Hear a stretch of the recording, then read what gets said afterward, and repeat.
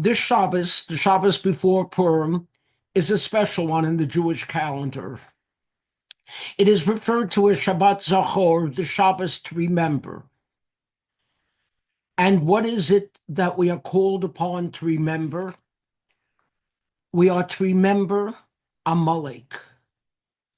Haman, the villain of the Purim story, was a descendant of Amalek. And he sought to do what Amalek attempted, to destroy the Jewish people. Amalek attacked with extreme cruelty. And so we are told, you shall wipe out the memory of Amalek from under the heaven. We shall not forget. The fact of the matter is the tribe of Amalek no longer exists. Over the centuries, they were mixed with all the other nations of the world. But what they represented is still with us. In the words of my teacher, Rabbi Soloveitchik, the proclamation, the Lord will have war with Amalek from generation to generation, does not only translate into the communal exercise of waging obligatory war against a specific race, but includes as well the obligation to rise up as a community against any people or group that, filled with maniacal hatred, directs its enmity against Knesset Israel. When a people emblazons on its banner, "Come and let us cut them off from being a nation," it becomes thereby Amalek. Which brings me to the question of the day. After the brutal attack of October 7th, Prime Minister Benjamin Netanyahu was quoting as saying that Israelis were united in their fight against Hamas, whom he described as an enemy of incomparable cruelty. They are committed to completely eliminating the Jews from the world, Netanyahu said in Hebrew. And then he added, you must remember what Amalek has done to you, says the Torah, and we do remember. For saying this, he was severely criticized. South Africa brought this quote to the attention of the International Court of Justice, claiming it showed that Israel intends genocide of the Palestinian people. A Jewish critic wrote, Benjamin Netanyahu probably shouldn't have evoked Amalek in his speech about fighting Hamas. But I ask you, why not? President Trump refers to Hamas as sick people. Secretary of State Marco Rubio says Hamas is evil, pure evil. Ambassador Mike Huckabee proclaims Hamas cannot exist. That's a done deal.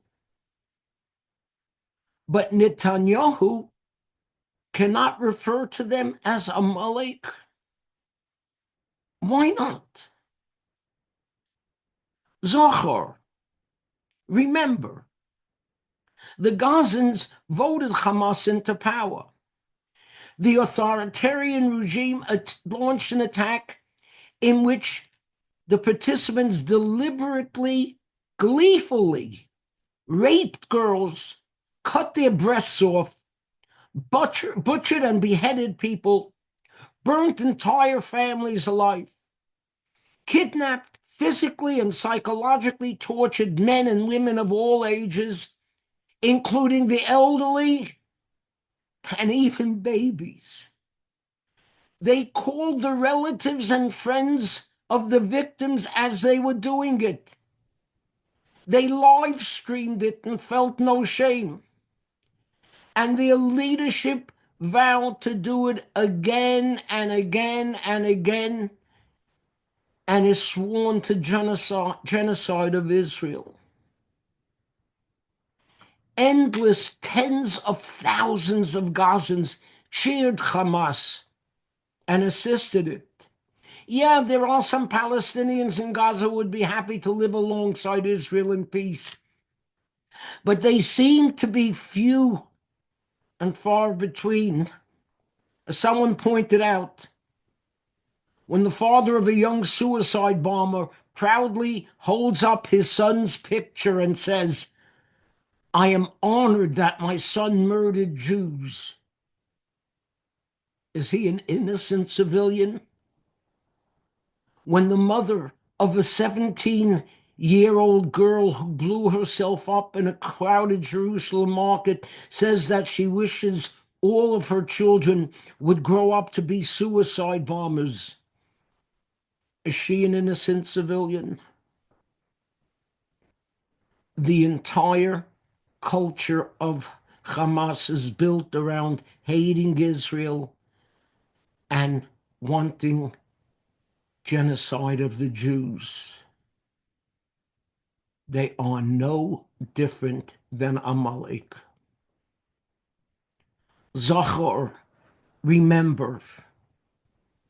King David taught us those who love God must hate evil. His son King Solomon taught there's a time to love and a time to hate. God taught, blot out the memory of Amalek from under the heavens. That's the Amalek of biblical times and our day as well. Zachor, remember. Lo tishkach, may their memory be blotted out.